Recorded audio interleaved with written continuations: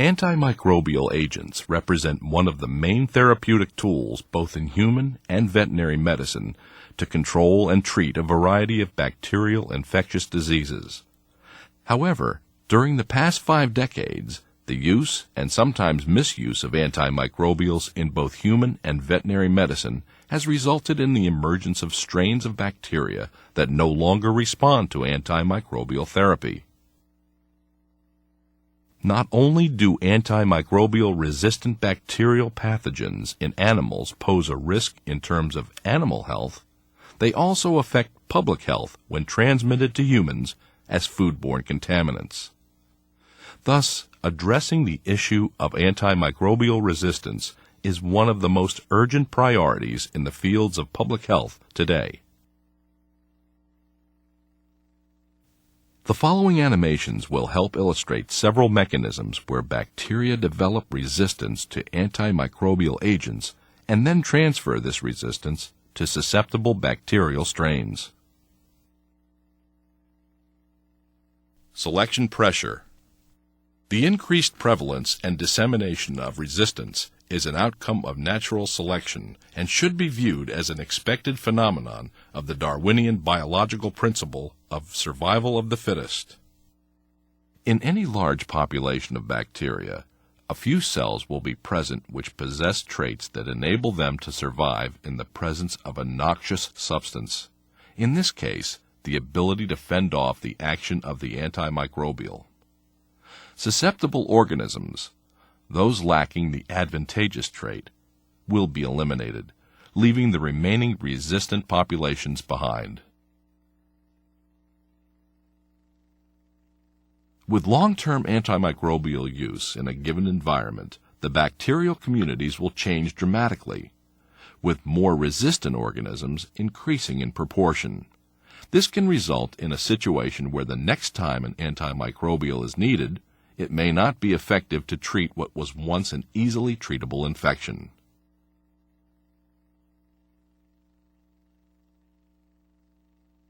Mechanisms of antimicrobial resistance. Susceptible bacteria can acquire resistance to antimicrobials by either genetic mutation or by accepting antimicrobial resistant genes from other bacteria. This usually occurs through one of several biochemical mechanisms: mutation, destruction or inactivation, and efflux. Mutation. Mutation is a change in the DNA that can sometimes cause a change in the gene product, which is the target of the antimicrobial.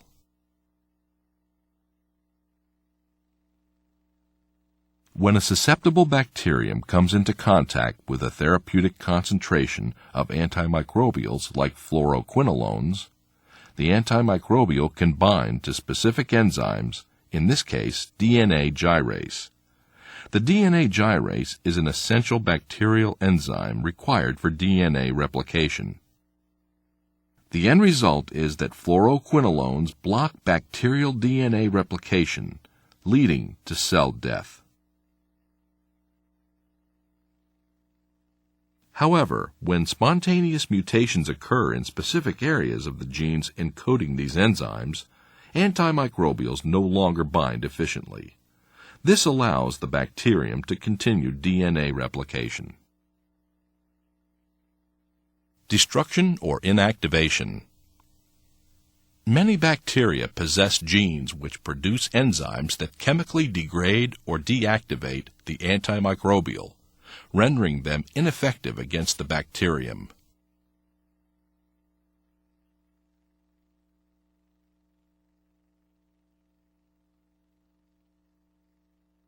Here, the antimicrobial is either degraded or modified by enzymatic activity before it can reach the target site and damage the bacterial cell.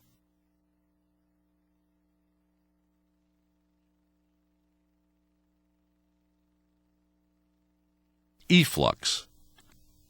Certain bacteria can often become resistant to antimicrobials through a mechanism known as efflux. An efflux pump is essentially a channel that actively exports antimicrobial and other compounds out of the cell. The antimicrobial enters the bacterium through a channel termed a porin, and then is pumped back out of the bacterium by the efflux pump. By actively pumping out antimicrobials, the efflux pumps prevent the intracellular accumulation necessary to exert their lethal activity inside the cell.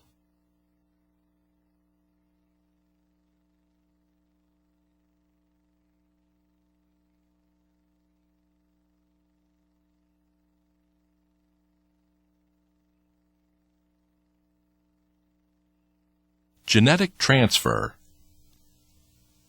Genetic material can be transferred between bacteria by several means, most often by conjugation, transformation, and transduction.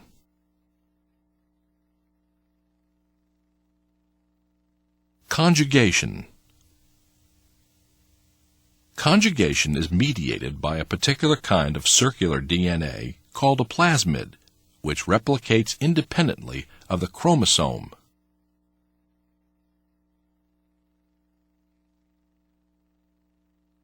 Many plasmids carry genes that confer resistance to antimicrobials.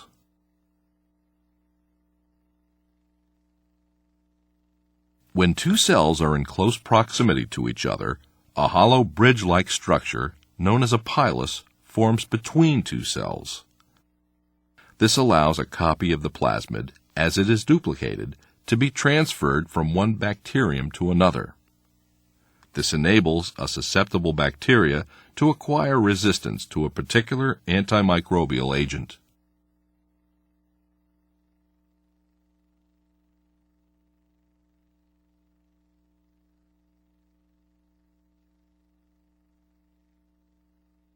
Transformation.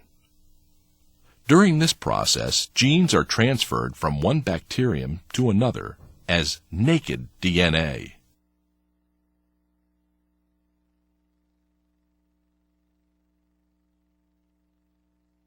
When cells die and break apart, DNA can be released into the surrounding environment.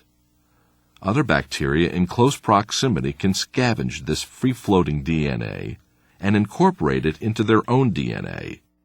This DNA may contain advantageous genes, such as antimicrobial resistant genes, and benefit the recipient cell.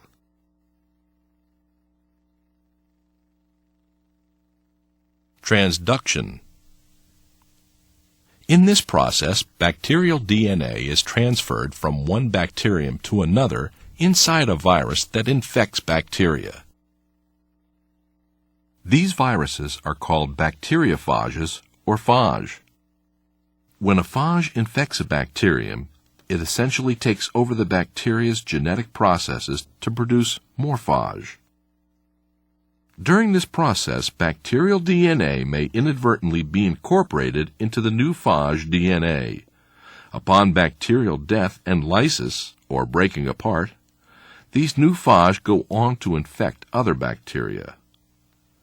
This brings along genes from the previously infected bacterium.